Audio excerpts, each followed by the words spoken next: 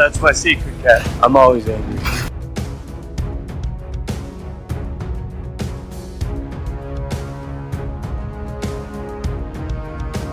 Alright. I ran out of patience. On the roost! Hey everyone, Captain, big fan of Spider-Man.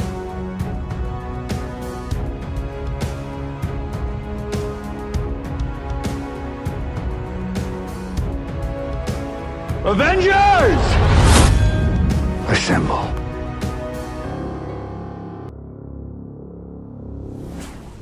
Hello, Peter. Hello and welcome to the Infinity Saga and Beyond, an MCU fan podcast. My name is Jordan, and it's just me today here as we're going to catch up on just some news that has been going around as we build up to Loki's Season 2 premiere, which is upcoming this Thursday, as it is shifted to the way Ahsoka was released, which will be instead of Friday. Ahsoka, it was supposed to be on Wednesday. They're making it the day before now. So Loki will now premiere Thursday, October 5th at 6 p.m. Pacific, 9 p.m. Eastern.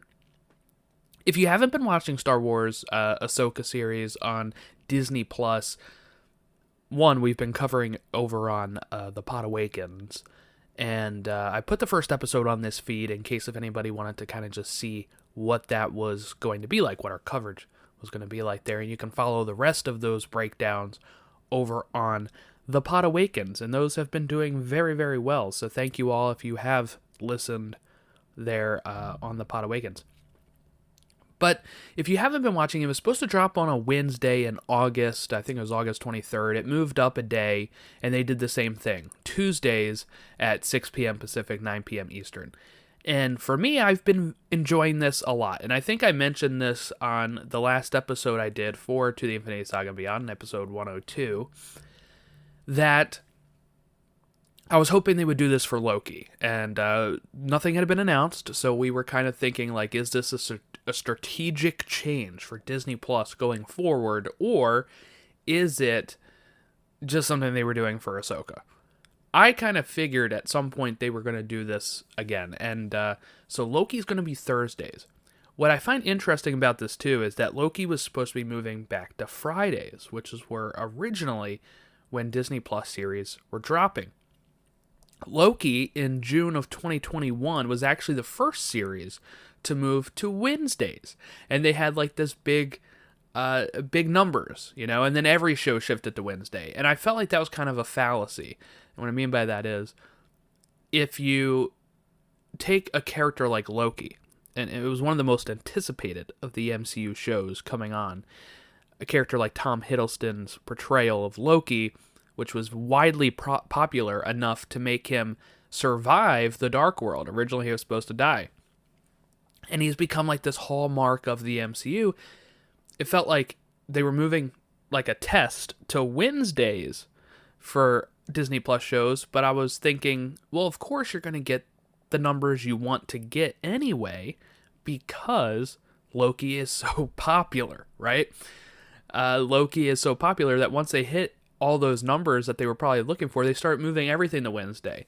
And I do think at some point that probably hurt, because I think Fridays are a perfect day to drop something. And actually now I think this Thursday night release that they're going to be doing is probably the best day for it. One, I have just good memories of Thursdays, right? Sitting back and watching, The Office, 30 Rock, Community, Parks and Rec, those blocks, or if you want to go further back to Friends and Cheers and Seinfeld and Frasier, ER, right? Thursdays have always been kind of like a big day for television, especially on like NBC, but a lot of the big shows were on Thursdays. Well, I think that's good too, because Thursday, what you're going to do is you're going to release it at 9 p.m. Eastern. People can watch it if they want to at 9 p.m. Eastern. If you were going to wait until Friday anyway, instead of it dropping at 3 a.m., you can watch it at midnight. You can watch it at 3 a.m. still if you really want. You can watch it at 5 a.m. before you go to work on Friday. If you're off Fridays, some places like doctor offices are closed on Fridays, or some dentist offices, won't see patients on Fridays. You can either stay up late and watch it, or you can watch it Friday morning while you're, having your breakfast and your cup of coffee. I think this is Thursday nights, I hope, is what they're going to do going forward. But the issue is, right, there's still going to be some overlap, right? There's still going to be times where we have a Star Wars show at the same time as a Marvel show, or the same week of, right? Like this Wednesday, this Tuesday night is the finale of Ahsoka. And then we're going to have Wednesday where nothing's on, and then we're going to go Thursday night into Loki. So it's going to be a pretty busy week for me because I'm going to be doing recaps of Ahsoka, and I'm going to be doing recaps of Loki. But thankfully, there's only that 1 week. So that is what we're looking at here. Loki moving to Thursday at 9 p.m. I'm very excited for this because I think this is better than Wednesdays. Especially you had to go through your whole workday without being spoiled. Now you still may, depending on, I guess, your hours. But for most people that work like a 9 to 5, you can watch this at 9 p.m. It'll be over by 10. You go to bed, you wake up, you go to work. You can talk about it at the water cooler at work on Friday as you're looking forward to your weekend.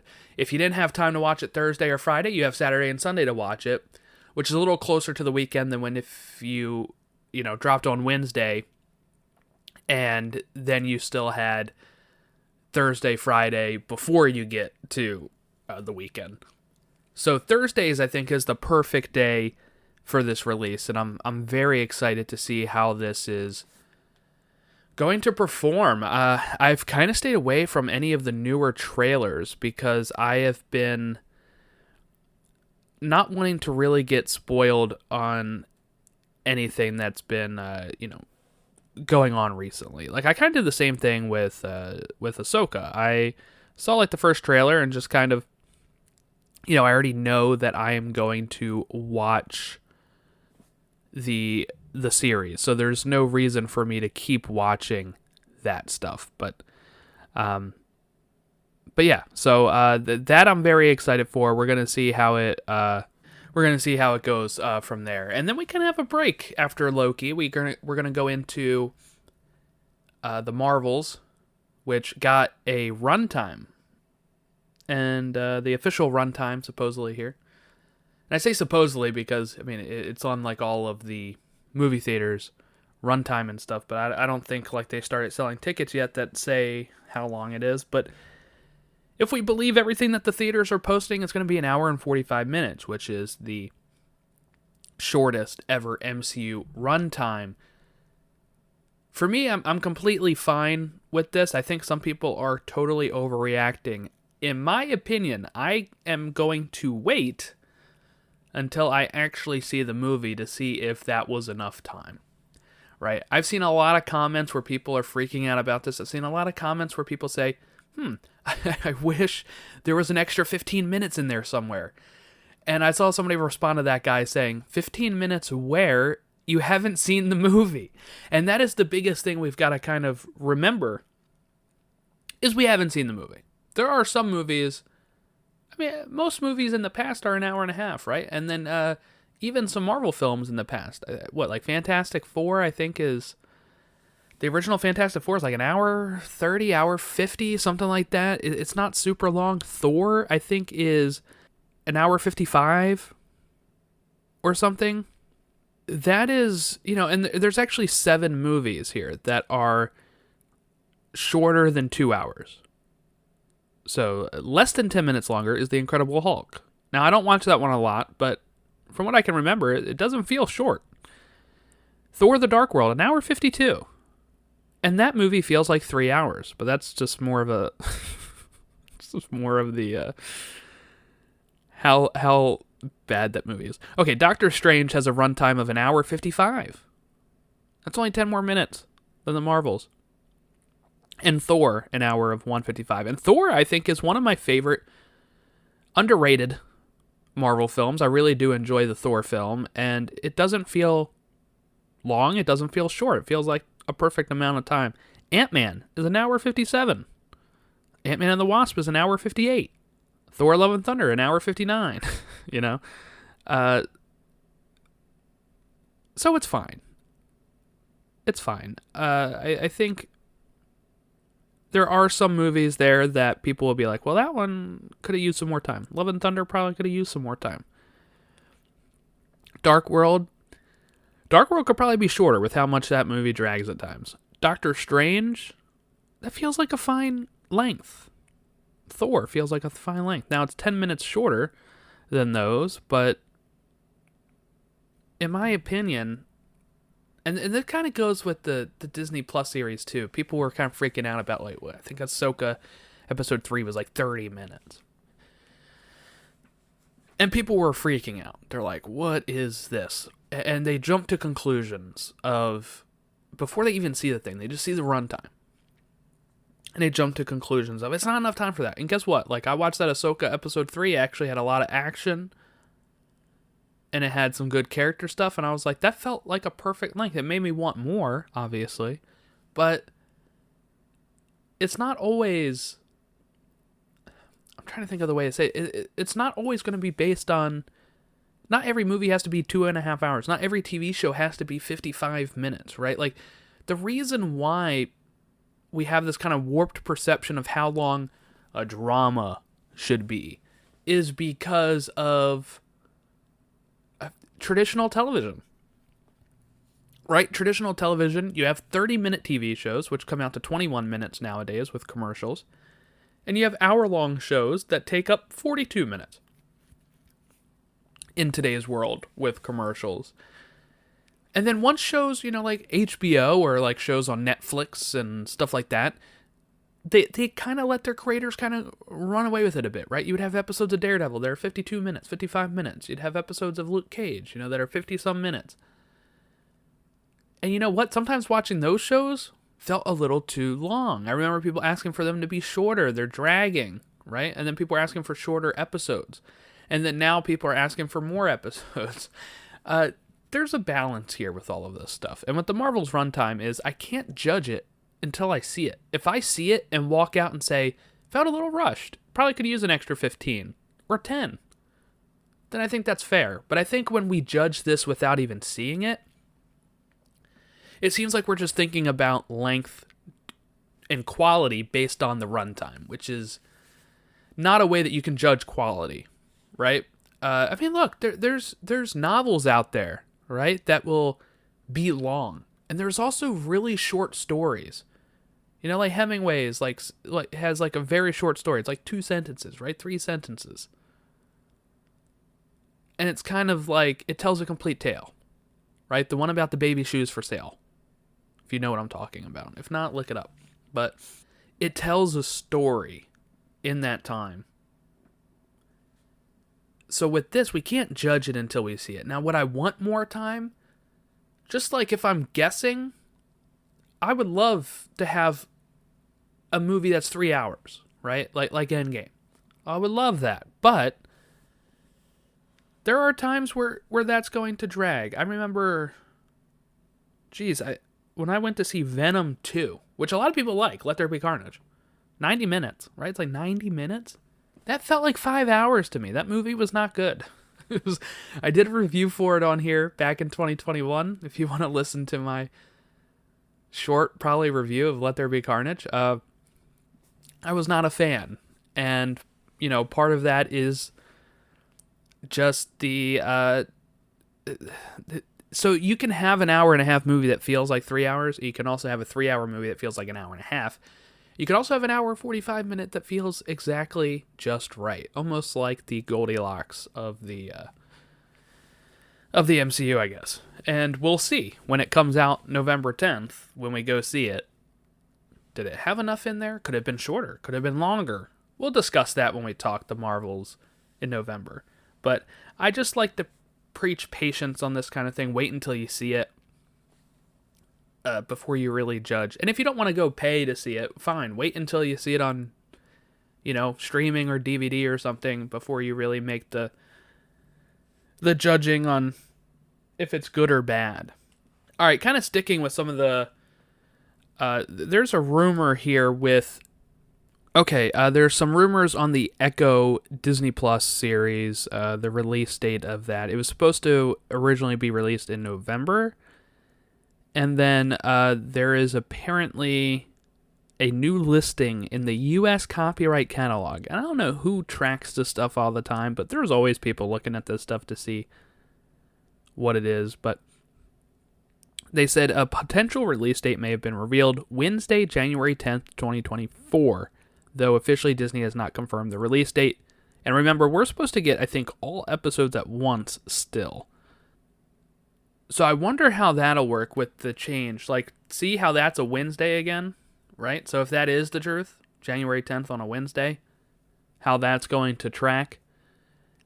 And, do they do a Tuesday night at 9 p.m. release to show all 5 or 6 episodes? Or do they just drop it at 3 a.m. on a Wednesday and say, hey, whenever you get around to it, there's 5 to 6 episodes on here. The rumor is there's 5, and that they've cut a whole episode due to the way they're able to cut stuff. But again, I don't know how true that is, so it might be 6, might be 5, might be 7, who knows.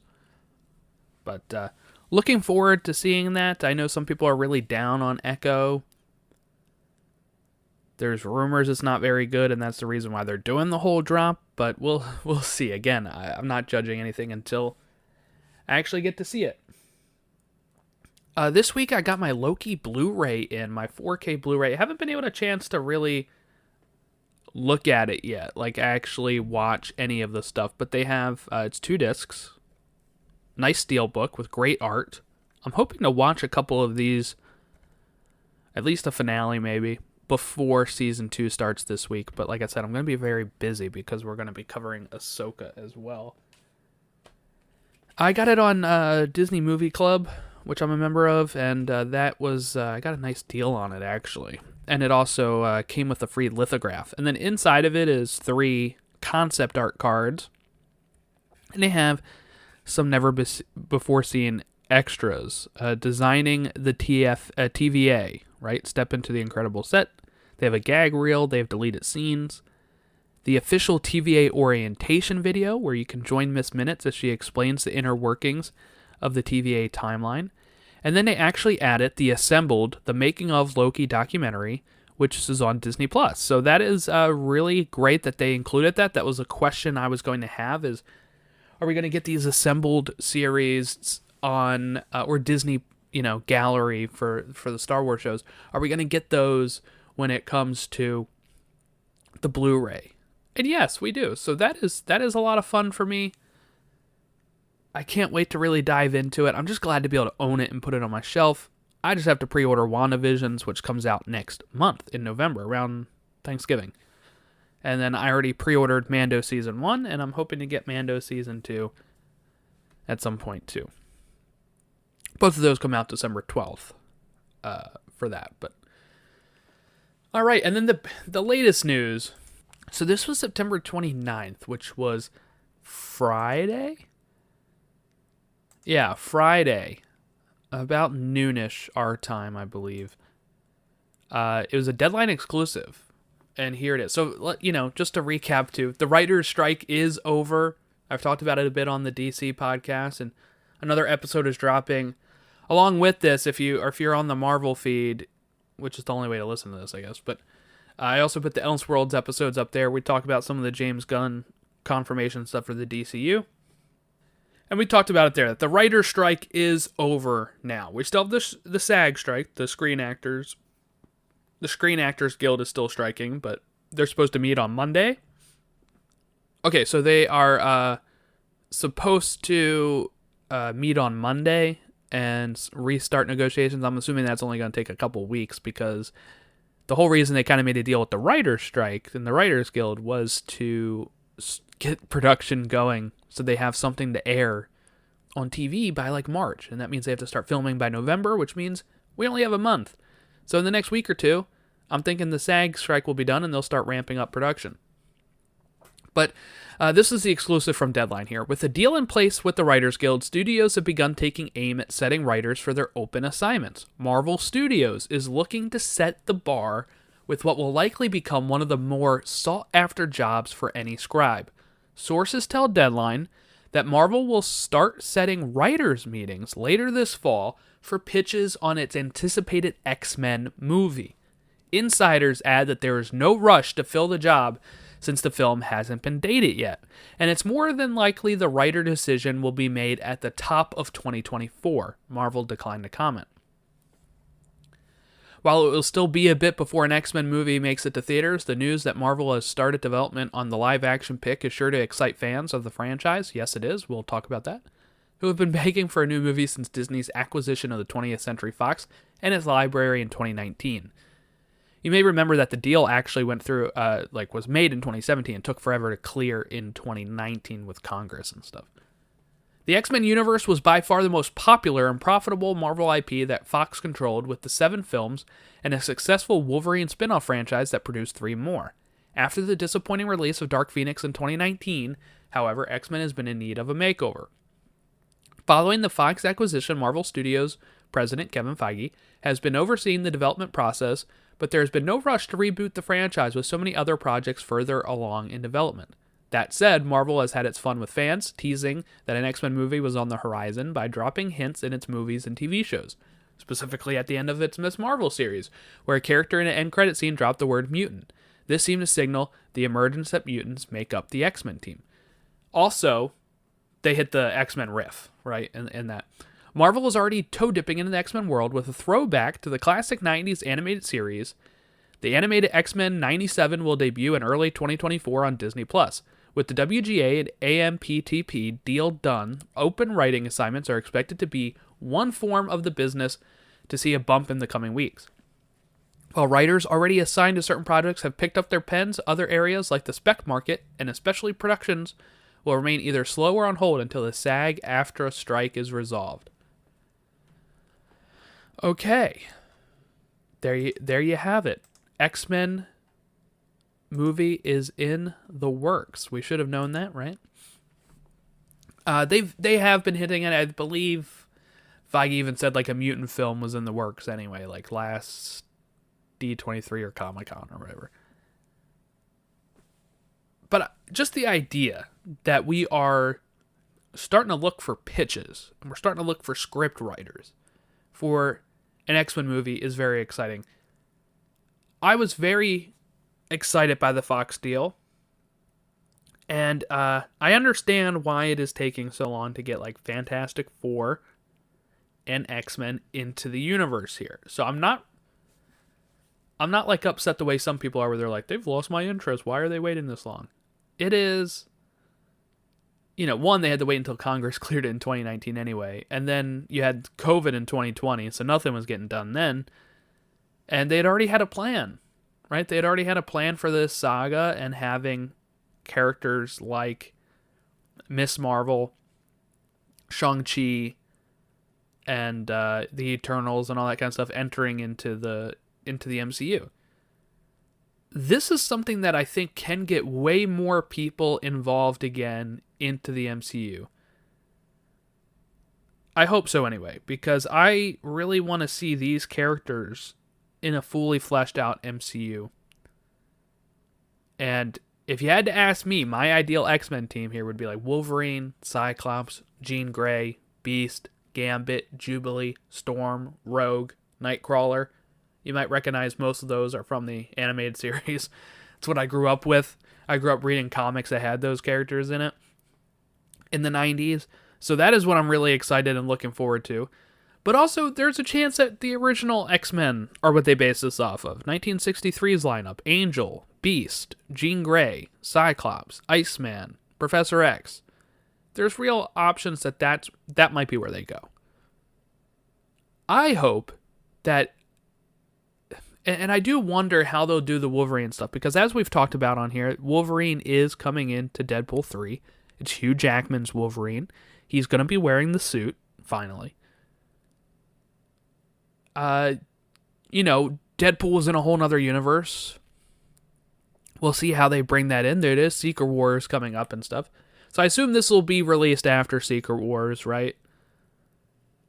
And then you can kind of start new. Maybe there's a whole way that they, when they fix the incursions or something, kind of like what they did with the Ultimate Universe in 2015 Secret Wars, where Miles has kind of like always existed now in 616's universe and all that kind of stuff. So they could have it where, when they collide and when they stop Secret Wars, that the mutants have always been there type of thing. That's one way you can bring them in. I think the best way to bring them in, and I think this is from another podcast I listened to, MCU fan show, but I really dig it because I'm a big fan of Powers of 10 and House of X, which is the Jonathan Hickman's start on X-Men. And there's a whole issue or two where really it focuses on Moira McTaggart. And with Moira, they kind of retconned her to have a mutant ability. And that ability is like having multiple lives.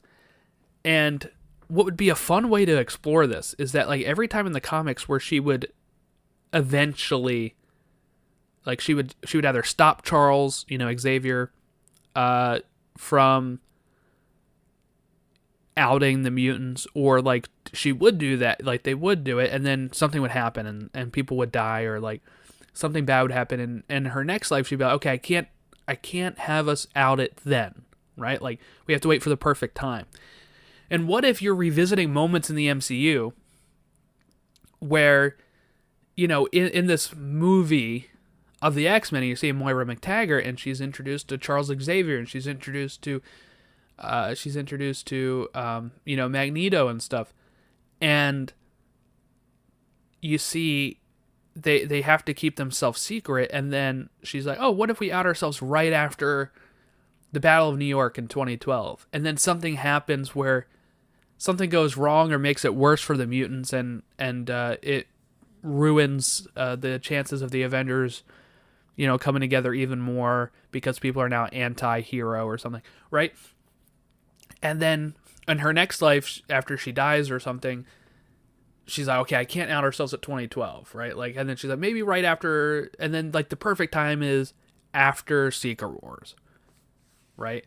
That is a way that they could bring it in. I think that might be too complex for maybe the casual audience, but I think it'd be like a fun, trippy time travel-esque film where you say multiple lives of this character, and like when the perfect time is to out it, and that kind of explains why they've just been on the sideline this whole time or doing stuff in the shadows.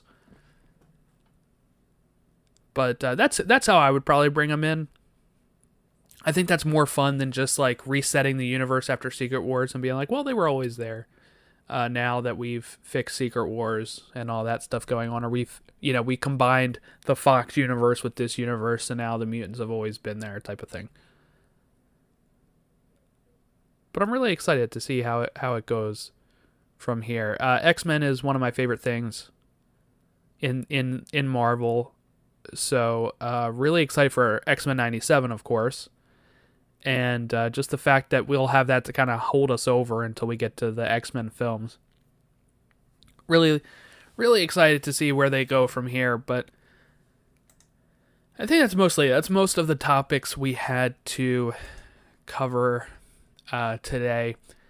So you get a little bonus episode here, because later this week, my plan is to watch Loki on Thursday. And then the plan is to record our recap. Casey McGeorge, who recapped Secret Invasion and WandaVision and She-Hulk with me, will be here for Loki Season 2. And the plan is to record on Friday evening. And my plan is to get that episode turned around to you by Friday night, early Saturday morning, Eastern Time. And that's my plan. And for the first 2 weeks, that'll probably be the reality. And then schedules are going to shift a bit, where I will be recording these episodes Sunday afternoon and try to get them up Sunday evening or late afternoon. So when you go to work on Monday and you have your commute, you'll be able to listen to our Loki recaps at that point. Then after Loki, we have the Marvels coming out in November, which we will cover. We have What If Season 2 starting in around Christmas time. I have to figure out how we're going to be covering that as well. And then the rumor is, like I said, January 10th, that Echo's happening. I think what my plan is here is, if it releases all at once, like they said, to watch all 5 to 6 episodes and then do a season-long recap instead. I don't think we're going to pause and like record after each episode. But that's your roadmap here to the Infinity Saga and beyond. And if you want to contact us, all of our information is in the show notes below. You can reach us on Twitter at TO Infinity Saga, Facebook.com/Infinity Saga Beyond. Email us marvelplusrecaps@gmail.com. We do have the blog still. I haven't really put up as much comic reviews on there. I do want to read this new Kamala Khan Miss Marvel run where she's part of the X-Men, and I want to try to get some reviews up for there. Just haven't had time.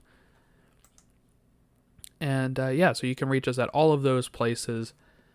I hope you have a great rest of your week as we build up to Loki Season 2. And we will catch you Friday night.